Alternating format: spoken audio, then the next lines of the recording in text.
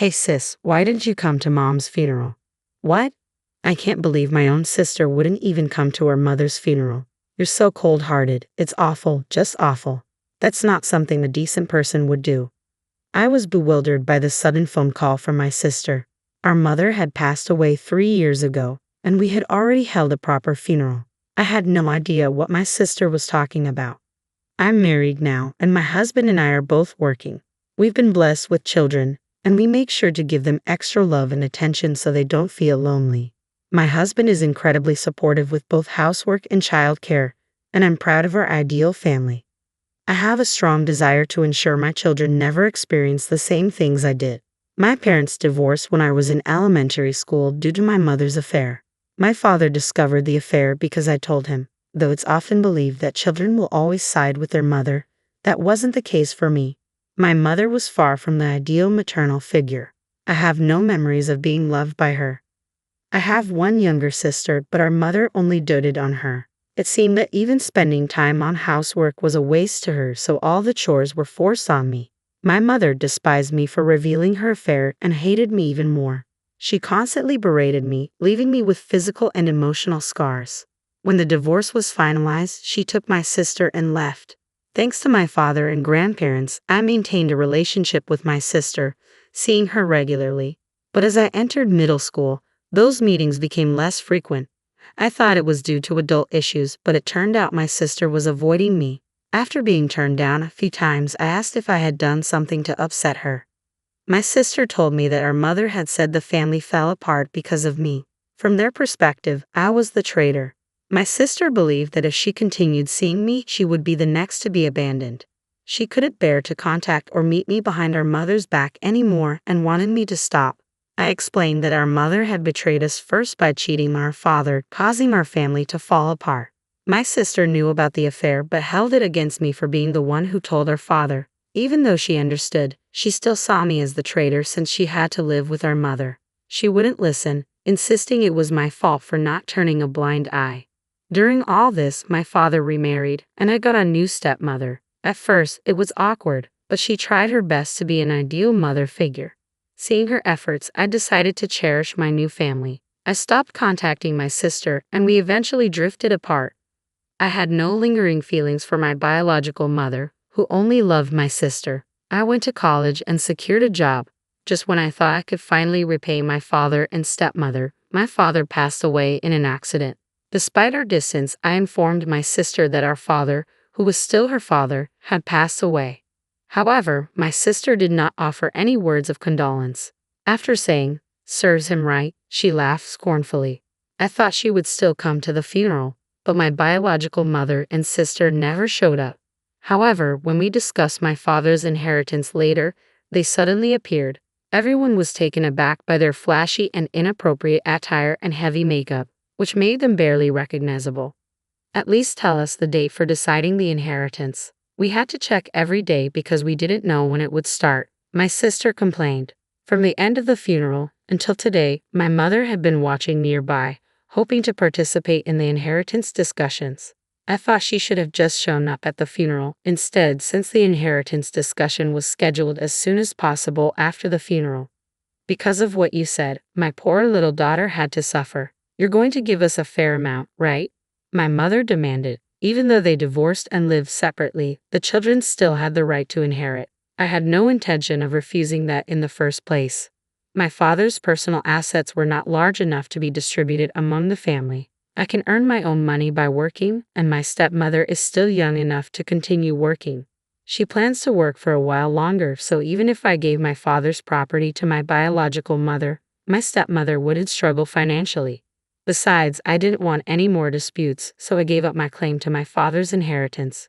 What a stupid man, my mother sneered. He made such a fuss about a simple affair and wanted a divorce. I agreed to the divorce because being with such a small-minded man made my own heart narrow too. Yeah, it wasn't our dad who dumped Mom. It was Mom who dumped our stingy dad. Poor big sister for living with such a father, my sister added, ridiculing my deceased father. Laughing crudely, my sister joined in, disparaging my father as well. It's pitiful that you were raised by a father who was dumped. Neither of them showed any empathy or understanding for the sadness and loss my father experienced after being betrayed. You can say whatever you want about me, but please don't speak ill of our deceased father, I pleaded. What? What's the traitor saying? You're the root of all evil, my mother shot back. That's right, and what's with that plain look? You don't look like you're in your 20s. You look older than your mom. With that appearance, you probably don't have a boyfriend, right? If you can't attract a man, what's the point of being a woman? If you don't think so, then you're full of flaws as a woman, my sister mocked. After an intense argument, my mother and sister told me never to contact them again and stormed out. I couldn't feel anger or disappointment toward them, who wouldn't consider others' opinions and only insisted on their own. It was utter emptiness. In that moment, their existence was erased from my life.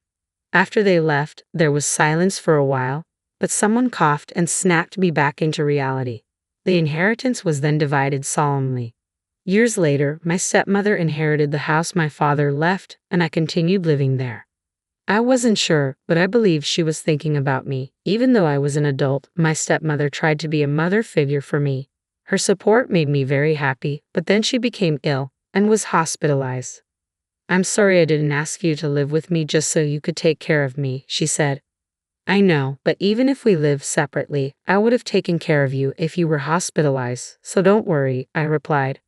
I visited the hospital to take care of my stepmother during breaks from work. I didn't want to have any regrets like I did when my father was ill. You could call it self-satisfaction. Her time was limited, so I wanted to spend as much of it with her as possible. One man supported me through all of this. Before my stepmother's illness was discovered, we had been discussing marriage, but right before we decided to get married, her illness was revealed. I asked to put the marriage on hold for a while, but my partner said it would be better to reassure my stepmother, and his presence became indispensable to me. At the right time, I introduced him to my stepmother. He told her, I'm looking forward to living together with the three of us. He's a wonderful person. I have to make sure I see you in your wedding dress on behalf of your father too, she said, her greatest joy shining through.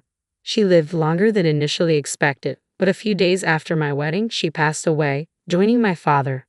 My stepmother was wealthy and I inherited a large amount of money. 3 years later, with what my stepmother left behind, I was able to build a happy family.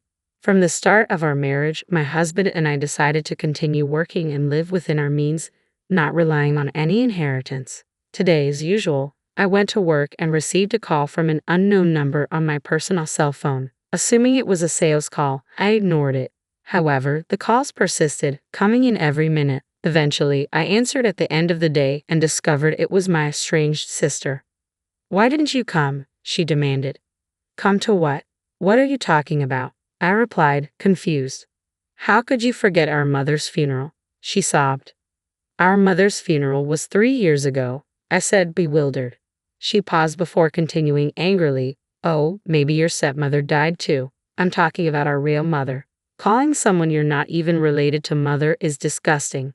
I felt irritated but chose to overlook her attitude, recognizing that the loss of her mother must have been a tremendous shock to my sister. For me, my real mother was my stepmother, who had married a man with a child and became a mother to a middle school student overnight. I didn't fully grasp this until I had my own family. I think the period of nurturing a life within oneself is a time for a mother to develop self-awareness and commitment. Of course, I am aware that many people can build wonderful family relationships even without a blood connection, such as through adoption. However, becoming a mother to a middle schooler all of a sudden is certainly not an easy task, no matter how you look at it. When I consider my stepmother's efforts and anxieties, all I feel is gratitude. I am forever indebted to her, and she is the image of the mother I strive to be. Blood connections are trivial in reality. The so-called real mother my sister refers to never even looked at me. So when I hear the word mother, I think of my stepmother who raised me, not my birth mother. I genuinely believed she was talking about my stepmother. Finally understanding my sister's words, I replied indifferently, oh, I see. I could hear what sounded like her banging or stomping over the phone. What that indifferent attitude? The funeral is over. It's terrible not to attend your own relative's funeral. What a cold-blooded person, you must not have red blood in you. Although she made a valid point, my sister also didn't attend our relative's funeral. Moreover, our deceased father loved both my sister and me equally. I believe he was more affectionate than my mother, Not only did my birth mother and sister not attend my father's funeral, but they also took his inheritance and insulted and despised him. If you ask me, I think those two are the ones without red blood flowing in them. Indifferent. Well, we're strangers, aren't we? I said. Ha! You interfered with the inheritance even though you didn't attend Dad's funeral, right? Weren't you the one who said never to contact you again? And I just found out about our mother's passing now, you know. After a brief silence, my sister uttered a small, "Ah, I forgot I meant to inform you about the funeral." Well, I'm glad you remembered. I'm going to renounce all the inheritance related to that mother, so you can do whatever you want with it, I said, hanging up the phone. However, my sister, perhaps lacking comprehension, contacted me again a few days later. Help me, Katie. Seems her mother hinted at marriage to various men. Isn't that like marriage fraud? They're yelling at me to pay compensation if I don't want to be sued. I'm being yelled at a lot. Well, just pay them. If I could, I wouldn't be calling you. Didn't you hear me say various men? It's not just one or two. Some of them seem pretty sketchy too. That's tough, but remember you were the one who said never to contact you again. Furthermore, it should have been known that her mother was promiscuous with men since she cheated on her father while he was still alive. In fact, she didn't have just one affair. If it had been only one person, our father might have forgiven her, thinking it was just a momentary lapse of judgment. Only our father would know the truth. There might be a possibility that I couldn't accept my mother. You had multiple relationships as a mother. That's because my father tried to adopt my sister several times through a lawyer. But I was told that my sister didn't want to leave, so I gave up on that idea. My sister wanted to stay with our irresponsible mother, even though she saw her up close. Even if our mother had imprinted on her, my sister still wanted to be with her, twisting the memories we both shared. It's fair to say that not being able to leave even after becoming an adult is equally guilty. There's no room for sympathy here. And you were the one who called me a traitor all along. I don't need a sister who calls me a traitor. You were the one who declared us strangers first. I don't need you coming around now, acting all like family. It's a nuisance. Don't ever contact me again. We're strangers after all. I hung up the phone without checking my sister's reaction. I blocked her number and went back to the house where my family was waiting.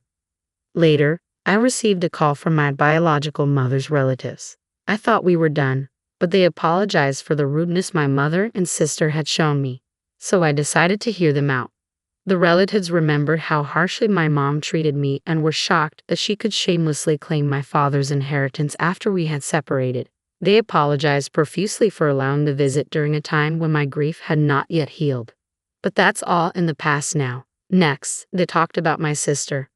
Apparently, she's just as irresponsible with men as our mother. Ever since my sister came back, they had warned her numerous times that she would eventually suffer if she didn't change her ways.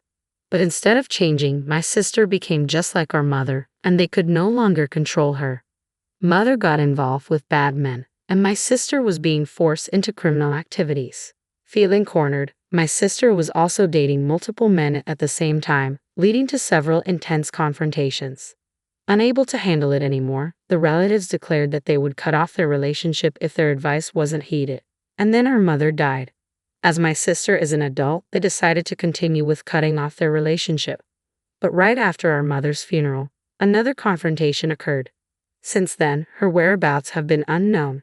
They advised me not to get involved with her anymore. I didn't plan on it anyway. However, I can't help but feel sorry for her, as there might be some room for sympathy regarding the criminal activities she was forced into. But there must have been a way for her to atone. If she didn't take that path, then I guess it's her own fault.